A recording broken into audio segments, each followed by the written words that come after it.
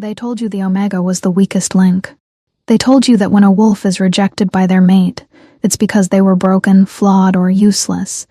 You've heard the fairy tales where the prince saves the girl and makes her a queen. But this isn't a fairy tale. This is a police report from the edge of the territories. This is the story of Sienna, a woman who didn't just survive rejection. She weaponized it. While the alphas were busy fighting for territory, she was in the woods collecting the things they threw away. And when the Alpha King finally tracked her down, expecting a monster, he found a secret that would bring the entire kingdom to its knees. Listen closely. The truth bites. The cabin smelled of wet wool, pine needles, and the sour, metallic tang of starvation.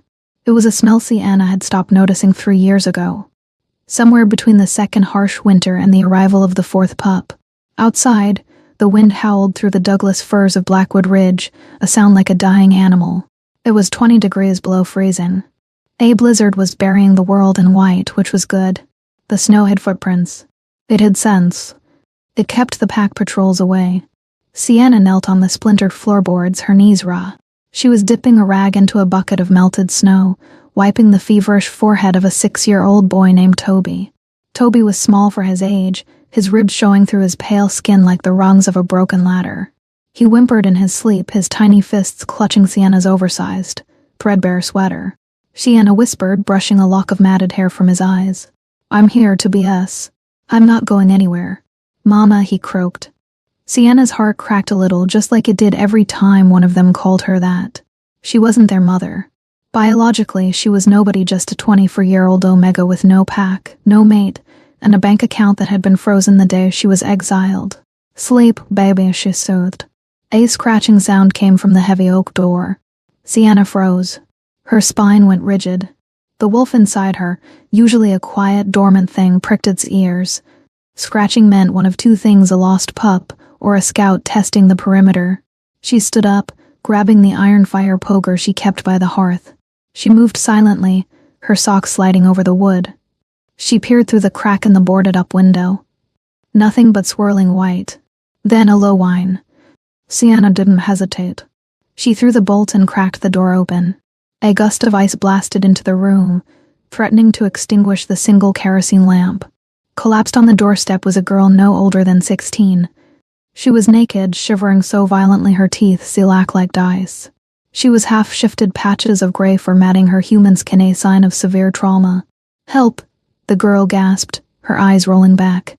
They're going to kill it." Sienna dropped the poker and dragged the girl inside, kicking the door shut against the storm. This was the 5th one this month of 5 defective wolves cast out by the neighboring packs. "Who?" Sienna demanded, wrapping the girl in the blanket off her own bed. "Who is going to kill what?" The girl clutched her stomach. "My baby." "The Alpha." "Alpha," Elias said. "It's a runt." "Said it breaks the bloodline." "Elias?" The name hit Sienna like a physical blow. Elias was the Alpha of the Silver Creek Pack. He was powerful, charismatic, and cruel. He was also the mate who had rejected Sienna 4 years ago. Sienna looked at the girl Grisella, she would later learn, and saw the terrified look of a mother who had run through a blizzard to save her unborn child. It was the same look Sienna had seen in the mirror the day she left Silver Creek. "You're safe," Sienna said, her voice hard as granite. "You're in the dead zone now. Elias's laws don't reach this cabin." She didn't know how wrong she was. While Sienna tended to the girl heating up the last can of tomato soup on the wood stove, she didn't hear the hum of engines cutting through the storm 3 miles away. She didn't see the thermal drones hovering above the tree line, their red eyes fixated on the heat signature of the cabin. She was too busy trying to keep 7 rejected children and 1 pregnant runaway alive on a mountain that wanted them dead. The lost pups, the locals called them in hushed tones at the dive bars in the nearest human town. They were the runts, the mutes, the ones born without a shift, or the ones who shifted too early. The waste of the werewolf hierarchy. The Council of Elders decreed that such defects were to be mercifully euthanized to keep the species strong. Sienna was the only thing standing between them and that mercy. But tonight the game was changing. Because the engines approaching weren't just pack patrols. They were heavy armored SUVs with government plates. And leading them wasn't Elias. It was Dorian Steele, the Alpha King. Dorian Steele hated the cold. It reminded him of the cell he'd been born in before his father reclaimed the throne. Now, at Thirtito, Dorian was the most feared predator on the continent. He was 6'4" of corded muscle and lethal instinct, wearing a tactical coat that cost more than most people's houses. He sat in the passenger seat of the lead SUV, watching the thermal display on the dashboard. Target is stationary. Alpha, his beta, a scarred warrior named Kincaid, reported. Single structure. High heat output. Multiple signatures inside. Are we sure she has him? Dorian asked, his voice a low rumble that vibrated through the chassis. The tracker doesn't lie, Kincaid said, tapping the screen. Your nephew's scent trail ended 2 miles from here. Then the storm hit. If the boy is alive, he's in that cabin. And the rogue is holding him. Dorian clenched his jaw. His brother, the Alpha of the Northern Territories, had died in a car crash 2 weeks ago. His son, a 7-year-old named Leo, had vanished the same night. The official report said the boy wandered off in grief, but the intel Dorian received suggested something darker. A kidnapping. A ransom plot orchestrated by a rogue Omega living in the dead zone. A woman named Sienna. We take her alive, Dorian ordered. I want to know who paid her to take a royal heir. And if she fights? She's an Omega, Kincaid. She won't fight. She'll submit. The convoy stopped at the foot of the ridge. The snow was too deep for the tires. Dorian stepped out, the wind tearing at his dark hair. He didn't need a jacket. His alpha blood ran hot. He signaled for the tactical team to fan out. They moved like shadows up the slope. Inside the cabin, Sienna felt the shift in the air before she heard anything. It wasn't a sound. It was a pressure, a heaviness in her chest. The wolf inside her whimpered and curled into a ball. Alpha, a powerful one. Everyone into the cellar, Sienna whispered. The kids knew the drill. Toby, the 6-year-old, grabbed the hand of a blind girl named Maya. They moved a heavy rug, revealing a trapdoor. Go, Rowiana hissed. Don't make a sound, no matter what you hear. But Sienna, Grisella started, clutching her pregnant belly. Down, Sienna shoved her gently but firmly. She dropped the trapdoor and kicked the rug back over it. She looked around the room. It was filled with evidence. Small shoes. Drawings on the wall. Extra bowls. She couldn't hide that. She could only hide the bodies. She grabbed the fire poker again. It felt pathetic in her hand. The door didn't just open. It exploded inward, splintered off its hinges by a single powerful kick. Sienna flew backward, crashing into the kitchen table. Wood shattered. The kerosene lamp wobbled but stayed lit, casting long, dancing shadows. Figures swarmed the room. Black tactical gear. Assault rifles. The red dots of laser sights danced across her chest. On your knees, hands where I can see them. Sienna scrambled up, backing against the stove, holding the poker like a sword. Get out of my house. Then the sea of black uniforms parted. A man walked in. He had to duck his head to clear the doorframe. He brought the scent of ozone and storm with him, overpowering the smell of the soldiers. His eyes were the color of steel, and they locked onto hers with a weight that made her knees buckle. Dorian Steele. Sienna recognized him from the news feeds she used to watch in her old life. The king who executed traitors with his bare hands. Dorian looked at the woman trembling against the stove. She was thin, her cheekbones sharp enough to cut. She wore layers of mismatched men's clothing and boots that were held together with duct tape. She looked nothing like the mastermind kidnapper he had imagined. She looked like a cornered rat. Where is the boy? Dorian asked. His voice wasn't loud, but it silenced the wind outside. I don't know who you are, Sienna lied, her voice shaking but defiant. I live alone. Dorian stepped closer. He sniffed the air. Underneath the smell of fear and wood smoke, he caught it. The scent of rain and vanilla. Leo and something else. Something sweet, like wildflowers. It was her scent. It hit him in the gut, confusing his wolf for a split second. He shoved the feeling down. Do not lie to me, Omega, Dorian growled. I can smell him. I can smell the others, too. You're running a trafficking ring out of a shack. Or trafficking? Sienna let out a hysterical laugh. Is that what they told you? Beta Kincaid, Dorian commanded without looking away from her. Search the perimeter. Tear this place apart. They know. Oh, Sienna lunged. It was a foolish move. She swung the iron poker at the King of Wolves. Dorian didn't even flinch. He caught the iron bar in one hand, stopping it inches from his face. The metal groaned under his grip. He looked at her, genuinely surprised by her audacity. An Omega attacking an Alpha? It was unheard of. He ripped the weapon from her grasp and tossed it aside like a toothpick. With his other hand, he grabbed her by the throat not to crush, but to pin her against the wall. "Listen to me," he snarled, his face inches from hers. "Give me the boy, and you live to see a trial. Keep fighting, and I will bury you under this cabin." Sienna couldn't breathe, but she didn't look away. She clawed at his wrist, her nails digging in. "He isn't yours. He is my blood," Dorian roared, his control slipping. "He is the heir to the North. He is a child," Sienna gasped out. "And I won't let you kill him like the others." Dorian frowned. "Kill him?" Before he could process her words, a sound came from beneath the floorboards. A muffled cry. Dorian's eyes snapped to the rug. He dropped Sienna. She crumbled to the floor, coughing. "Secure her," Dorian barked to the guards. He strode to the rug and threw it aside. He ripped the trapdoor open. The light from the lamp spilled into the hole. Dorian expected to seek ages. He expected to see chains. He expected to see a dungeon where a witch kept stolen children. Instead, he saw 7 pairs of terrified eyes looking up at him. They were huddled together on a pile of old mattresses wrapped in quilts.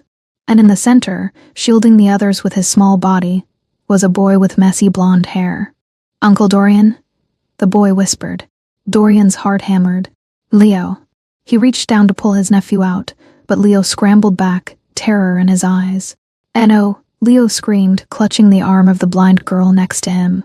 Don't take me back to the bad doctors." Dorian froze. "Bad doctors?" He looked back at Sienna. 2 guards had her pinned to the ground, her face pressed against the rough wood. She wasn't struggling anymore. She was crying not for herself, but for them. "Please," she sobbed into the floorboards. "Take me. Do whatever you want to me. Just don't let them hurt the kids. They're not defects. They're just kids." Dorian looked from the terror in his nephew's eyes to the desperate woman on the floor. The narrative in his head began to fracture. This wasn't a kidnapping. Leo wasn't a prisoner. He was hiding. And he was hiding from his own family. "Stand down," Dorian said, his voice quiet. "Sir?" Kincaid asked, keeping his knee on Sienna's back. "ISAIDSTA and DDOWN." Dorian's roar shook the cabin walls. "GETOFFHER, NOW." The guards scrambled back. Sienna curled into a ball, wheezing. Dorian knelt down not by the trapdoor, but by Sienna. He reached out a hand, she flinched as if he were about to strike her. That reaction, that instinctive fear of an alpha's touch, ignited a cold fury in Dorian's chest. Not at her, but at whoever had taught her to fear like that. "Who are you?" Dorian asked, his voice softer this time. She looked up, her lip bleeding, her eyes fierce and broken. "I'm nobody," she rasped. "I'm the trash you people threw away." Dorian stared at her. For the first time in a decade, the Alpha King didn't know what to do. He had come here to slay a monster. Instead, he found a martyr. And the secret she was protecting was about to change everything he thought he knew about his kingdom. "Pack everything," Dorian ordered his men, standing up. "We're not going to the prison." "Where are we going, sir?" Dorian looked at Sienna, who was crawling toward the trapdoor to reassure the weeping children. "We're going to the palace," Dorian said. "And she rides with me." The ride back to the capital took 4 hours. For most of it, the interior of the armored SUV was silent, save for the hum of the heater and the soft, rhythmic breathing of the sleeping children. Sienna didn't sleep. She sat in the back row, squeezed between Toby and the pregnant girl, Grisella. Her eyes were fixed on the rearview mirror, where she occasionally caught Dorian Steele watching her. The Alpha King had shed his tactical coat. Underneath, he wore a black dress shirt that strained against his shoulders. He was on his phone, typing furiously, likely managing the fallout of a military operation on domestic soil. But every few minutes, his steel-gray eyes would flicker up to the mirror, locking onto hers. He didn't look angry anymore. He looked calculating, like he was trying to solve a puzzle that was missing half its pieces. "You're bleeding," he said suddenly. His voice was low, barely audible over the road noise. Sienna touched her lip. It was swollen where she'd hit the floorboards. "I've had worse." "I don't doubt that," Dorian replied, his tone unreadable. "There's a medical kit under the seat. Use it." "I'm fine." "That wasn't a suggestion, Sienna." The command in his voice was subtle, a vibration in the air that made the wolf inside her want to bare its neck. Sienna gritted her teeth and fought the instinct. She wasn't his pack. She wasn't his subject. She was a rogue.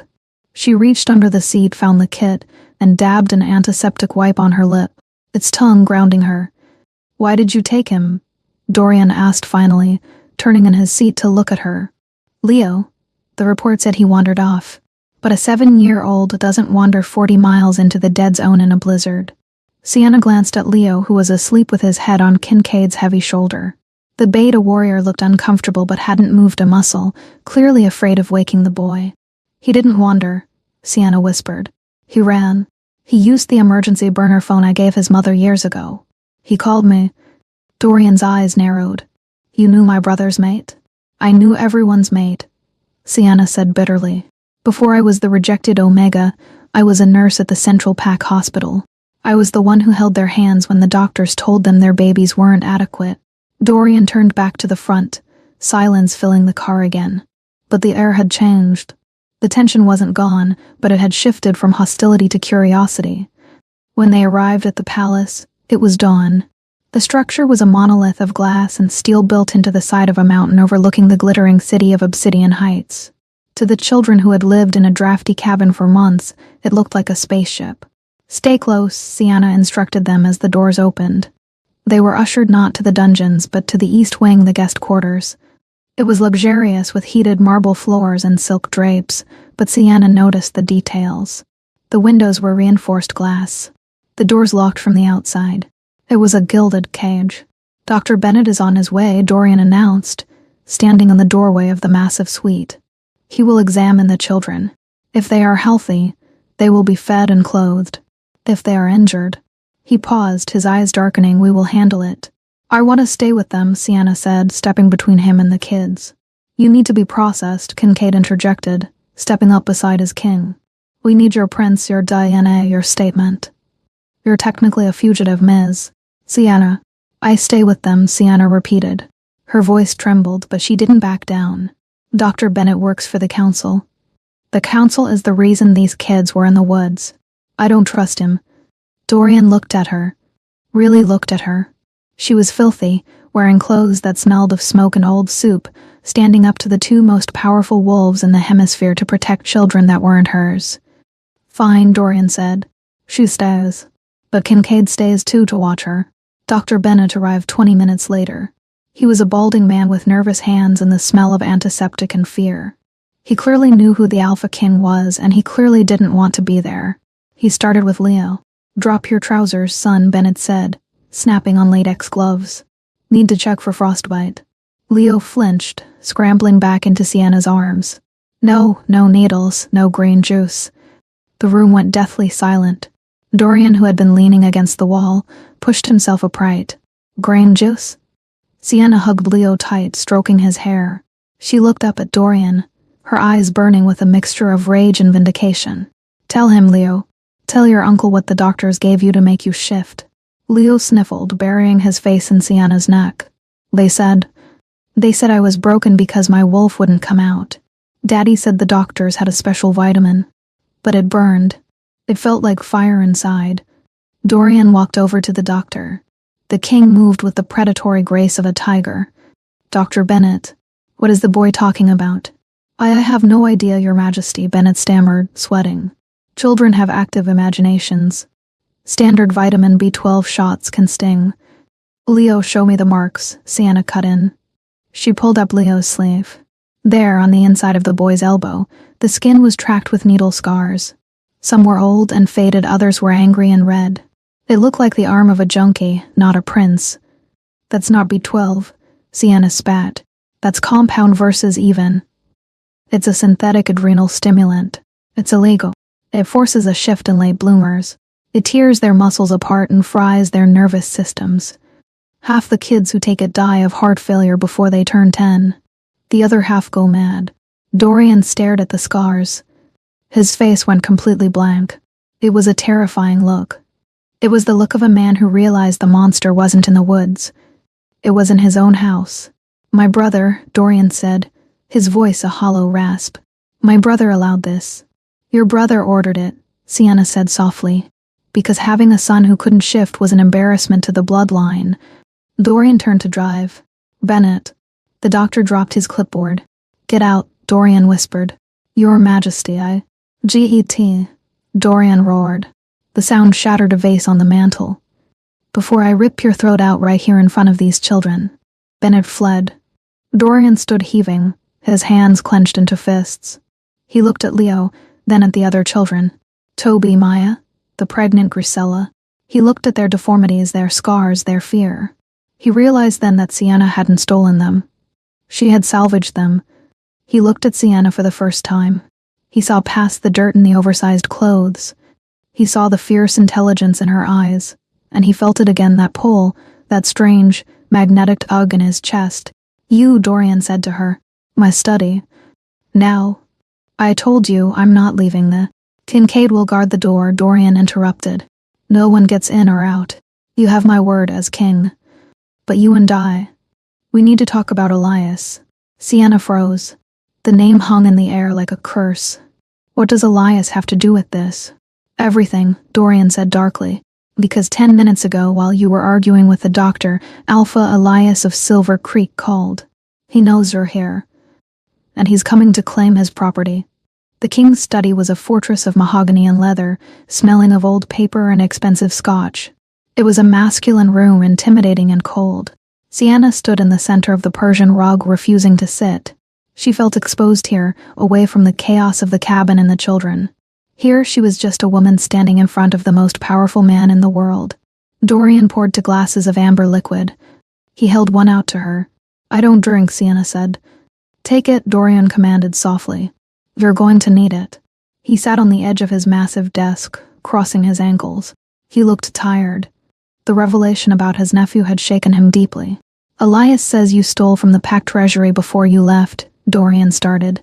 He says you're a thief and a manipulator who seduced the vulnerable to build a cult in the woods. Elias is a liar, Sienna said flatly. I know. Dorian took a sip of his drink. I saw the look on Leo's face. He loves you. You don't buy that kind of loyalty with stolen money. He set the glass down and leaned forward. Why did he reject you, Sienna? I looked up your file. You were the head nurse. You have a clean record. You're healthy.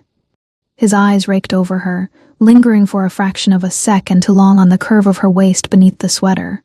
Sienna looked away, staring at the bookshelf. He didn't reject me because I was weak. He rejected me because I wouldn't break the law for him. Dorian waited. Elias wanted to rise in the council rankings. Sienna continued, her voice gaining strength.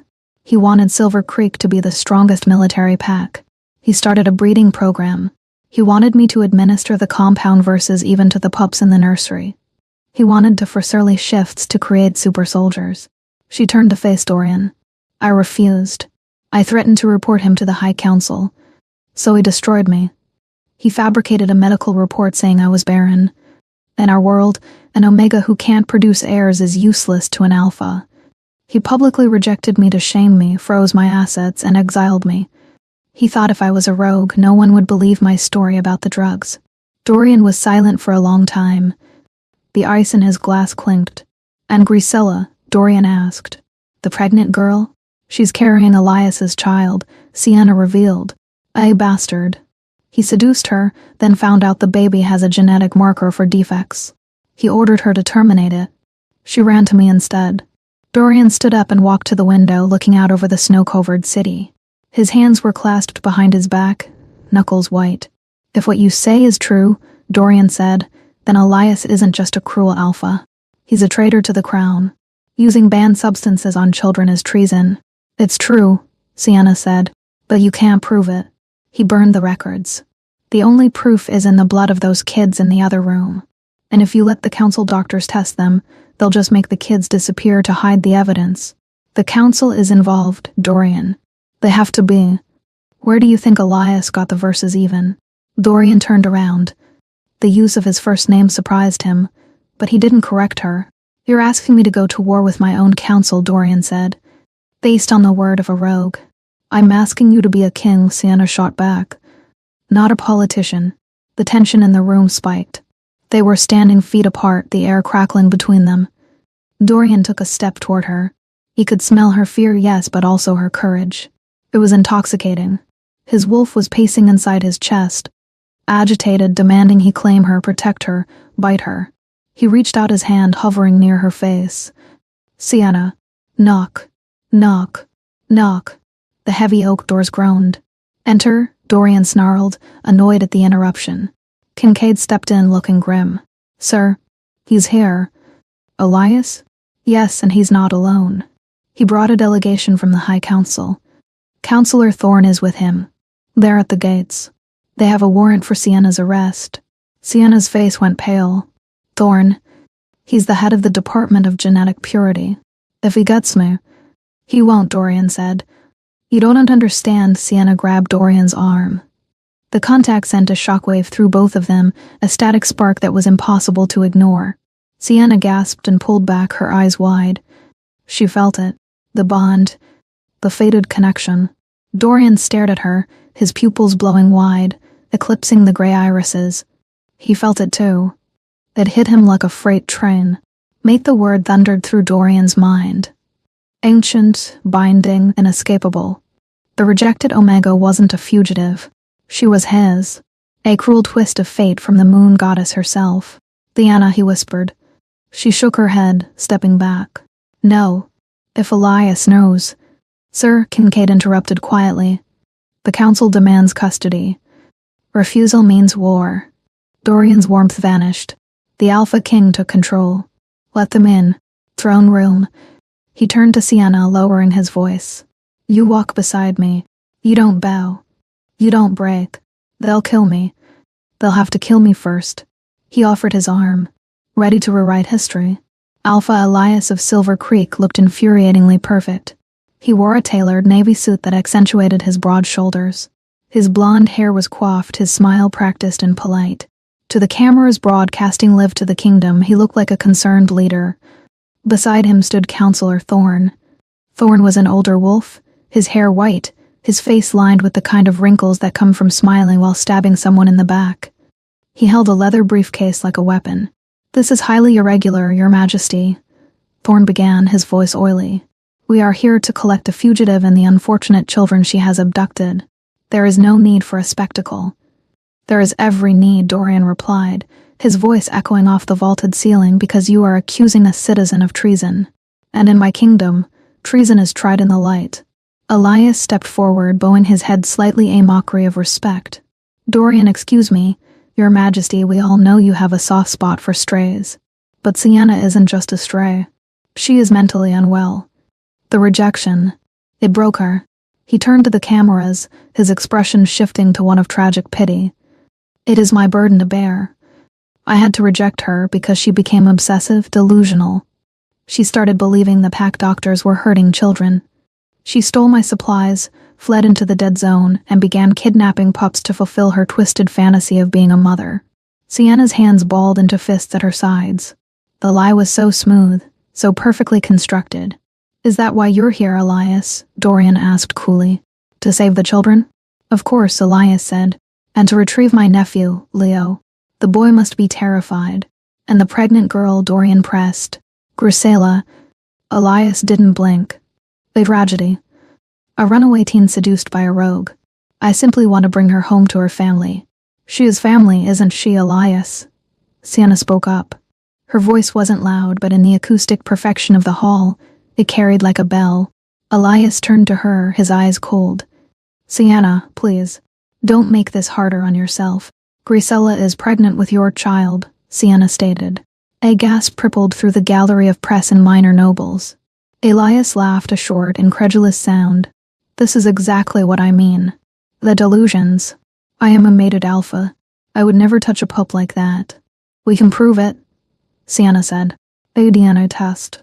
Enough, Councillor Thorne slammed his briefcase onto a nearby table. We are not here to indulge in tabloid gossip. We are here for the law. Under Section 4, Paragraph 2 of the Genetic Purity Act, any wolf deemed biologically compromised or feral is to be remanded to the custody of the Department of Health for containment. Thorne pointed a bony finger at Sienna.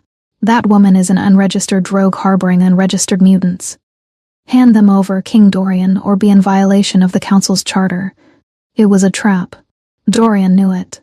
If he refused, the council could vote to strip him of his command for endangering the species. If he agreed, the kids would be dead by sunset.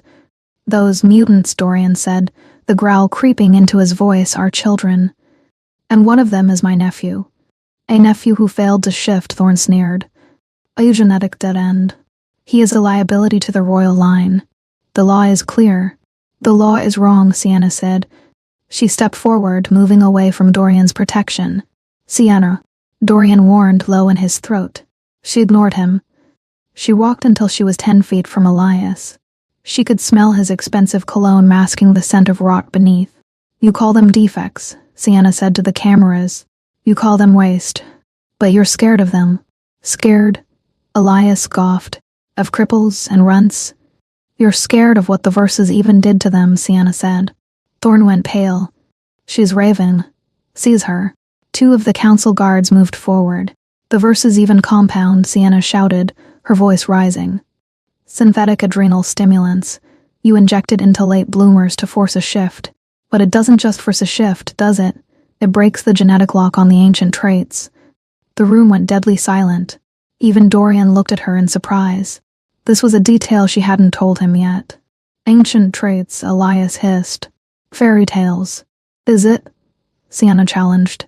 Toby, the boy in the cabin. You rejected him because he was small. But Toby can hear a heartbeat from 3 miles away.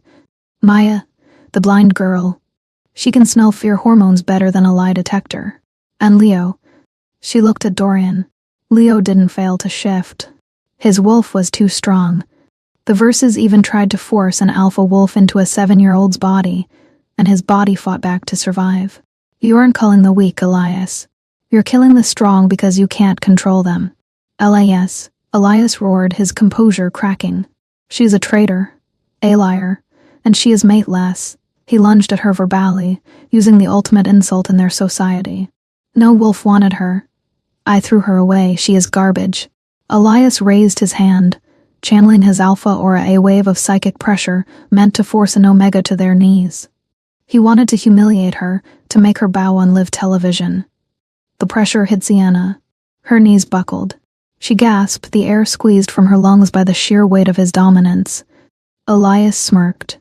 C'est? Wake. He stepped closer, raising his hand to backhand her.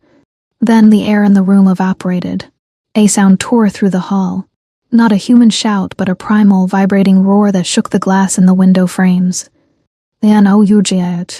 Dorian didn't just step forward. He blurred. One moment he was at the dais, the next he was standing between Sienna and Elias. He caught Elias's wrist in Mydra. The sound of bone crunching echoed through the silent room. Elias screamed. It was a high and dignified sound.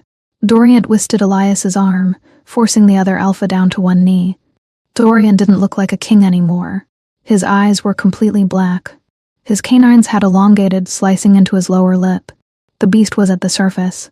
You call her garbage? Dorian's voice was a tectonic plate shifting. You call her weak. Let go, Elias gasped, clawing at Dorian's hand. She is nothing. She is an omega. She, Dorian snarled, leaning down so his face was inches from Elias's, is my mate. The declaration hit the room like a bomb. The reporters gasped. Camera flashes erupted like a strobe light storm. Counselor Thorne dropped his briefcase. Elias froze, the pain in his broken wrist forgotten for a second. What? You heard me, Dorian said loud enough for the microphones to catch every syllable. You rejected her. You broke the bond. And the moon goddess gave her to me. Dorian released Elias's wrist with a shove that sent the Silver Creek Hellfist rolling across the floor. Dorian turned to Sienna. She was still trembling from Elias's pressure, but she was standing. He reached out and cupped her face. The moment his skin touched hers, a visible spark of gold energy arced between them.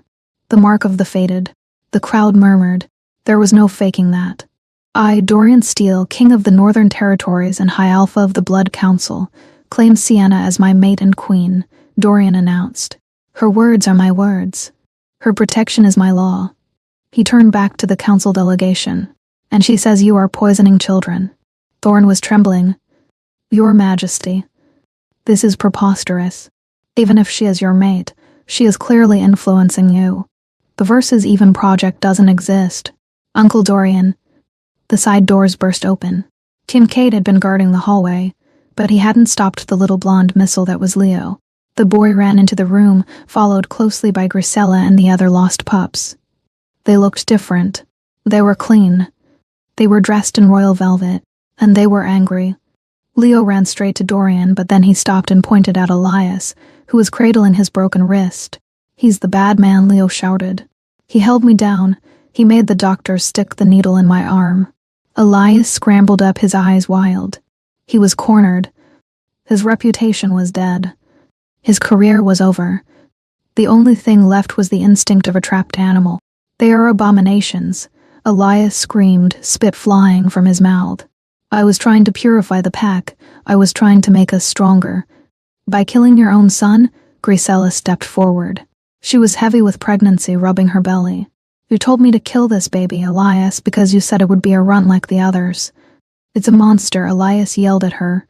"Just like you." Elias's control snapped. He couldn't win the argument, so he decided to win the fight. With a wet, tearing sound, Elias shifted. His clothes shredded as fur erupted from his skin. Bones realigned. In seconds, a massive gray wolf with yellow eyes stood in the center of the throne room. It was a suicide move. Attacking in the royal court was a death sentence, but Elias was mad with rage. He didn't lunge for Dorian. He knew he couldn't beat the king. He lunged for Grisella. The pregnant girl screamed. Then Sienna moved before anyone else. She didn't have a weapon.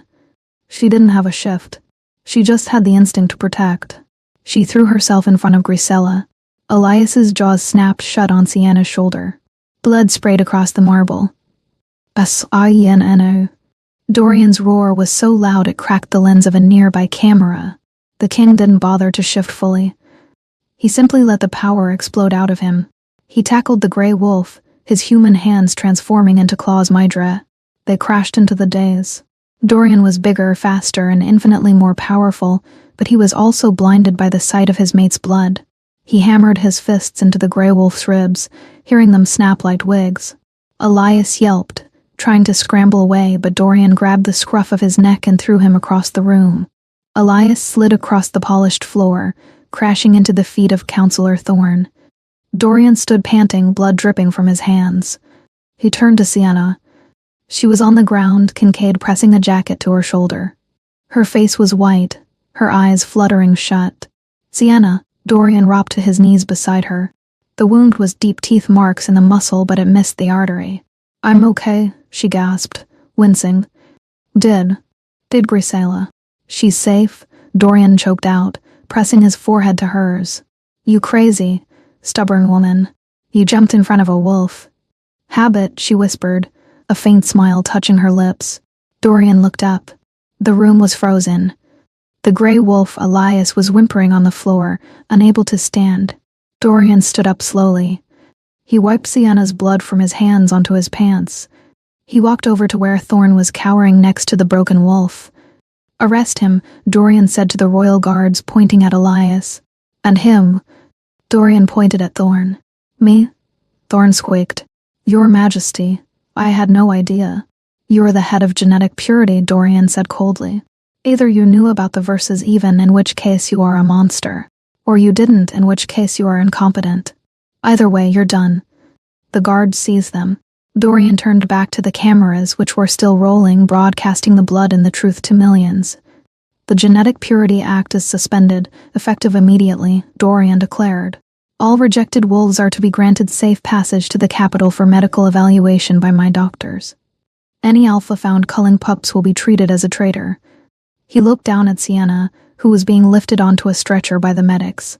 "And the dead zone is closed. No one is forgotten anymore."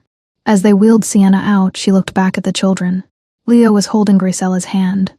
Toby was watching her with wide, hero-worshipping eyes. They were safe. But as Dorian walked beside her stretcher, holding her an injured hand, Sienna knew this wasn't the end. Elias was just a symptom. The disease was the council itself, and they wouldn't take this defeat lying down. She squeezed Dorian's hand. "We started a war, didn't we?" Dorian kissed her knuckles, his eyes burning with a promise of violence and devotion. "Yes," he said, "and we're going to win it." 3 months had passed since the blood was scrubbed from the marble floors of the throne room. The winter snows that had once buried the cabin in the dead zone had melted, replaced by the vibrant green of an early spring. The obsidian palace, once a cold fortress of steel and silence, was now filled with a sound that hadn't been heard in its halls for generations. The laughter of children. Sienna stood on the balcony of the east wing looking down at the royal gardens. Her shoulder still ached when it rained, a permanent reminder of Elias's jaws. But the physical scar was fading. The internal scars, however, were healing in a different way. Below her in the grass, a game of tag was underway. "You can't catch me," Leo shouted, sprinting across the lawn with supernatural speed. "I can hear you breathing, Leo," Toby yelled back. The small boy, once rejected for being too frail, was sitting on a bench with his eyes closed. "You're going left. Now." At Toby's command, a massive figure stepped out from behind a hedge, catching Leo in a gentle bear hug. It was Dorian. The Alpha King was laughing. He tossed his nephew into the air, the boy squealing with delight. Dorian looked younger now. The perpetual frown that had etched lines into his forehead was gone, smoothed out by peace. Sienna smiled, leaning against the stone railing. She wore a simple white sundress, her hair loose. She didn't look like a refugee anymore. She didn't look like a victim. "He's good with them," a voice said behind her. Sienna turned to see Kincaid, the royal beta. He was holding a stack of files. "He is," Sienna agreed. "He's making up for lost time." "These are the latest reports from the ministry," Kincaid said, handing her the files. "Since the Genetic Purity Act was abolished, 12 more packs have come forward. They're dismantling their culling stations. We've had over 200 defective pups brought to the capital for evaluation." Sienna took the files, running her hand over the seal. "And the results?" "The same as ours," Kincaid said, shaking his head in disbelief. 90% of them are defective. They're gifted. We have pups with night vision, pups with empathy senses, pups with strength double that of an average alpha. We were throwing away our strongest warriors. The truth had reshaped society overnight. The mutations Elias and the Council had feared were actually resurfacing traits from the ancient bloodlines, powers that had been dormant for centuries. Sienna hadn't just saved a few kids. She had saved the future of the species. "And Elias?" Sienna asked. Kincaid's face hardened. "The tribunal sentenced him and former counselor Thorne this morning. Life imprisonment in the void cells. No parole. They will never see the moon again. It was justice. Cold, hard, and final. Ayanane." The scream came from inside the palace, echoing down the corridor. It was a sound of pure agony. Sienna dropped the files. Grisella. She didn't run. She sprinted. She kicked off her sandals and tore through the halls, her Omega instincts flaring. Kincaid was right on her heels. They burst into the medical wing. Grisella was in the birthing bed, sweat plastering her hair to her forehead. Her face was contorted in pain. 2 nurses were hovering, looking panicked. "What's happening?" Sienna demanded, rushing to Grisella's side and gripping her hand.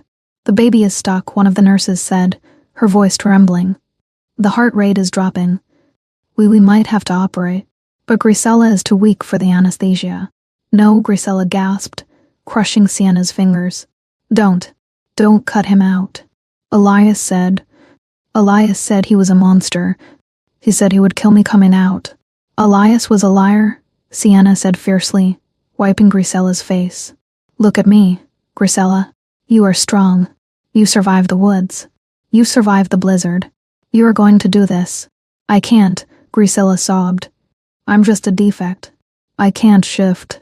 The door banged open. Dorian strode in. He had sensed the distress through the bond with Sienna. "What do you need?" Dorian asked, his presence filling the room with a calming alpha authority. "She needs strength," Sienna said. She looked at Dorian. "She needs the pack." Dorian nodded. He understood. In the old ways, before the Council sterilized everything with science, the Alpha would lend his strength to the pack members during times of crisis. Dorian walked to the other side of the bed. He placed his large hand on Grisella's shoulder. "Breathe, Grisella," Dorian commanded. It wasn't an order of dominance. It was a transfer of energy. "Take my strength. It's yours." Grisella gasped as the alpha power flowed into her. Her color returned. Her eyes widened, flashing gold for a brief second. Push, Sienna whispered. Gracilla screamed, a primal sound of effort and release. And then, silence, followed by a thin, wavering wail. Sienna slumped against the bed frame, tears springing to her eyes. The nurse moved quickly, wrapping the infant in a warm towel. Is he? Gracilla whispered, too afraid to look. Is he okay? Does he have claws? Or scales? The nurse turned, a look of wonder on her face. She handed the bundle to Gracilla. He's perfect. Gracilla looked down. It was a boy. He had 10 fingers, 10 toes, and a tuft of black hair. But when he opened his eyes, the room went still. One eye was the deep chocolate brown of his mother. The other eye was a swirling, luminous violet. Violet, Dorian breathed, leaning in. I haven't seen that eye color recorded in the archive since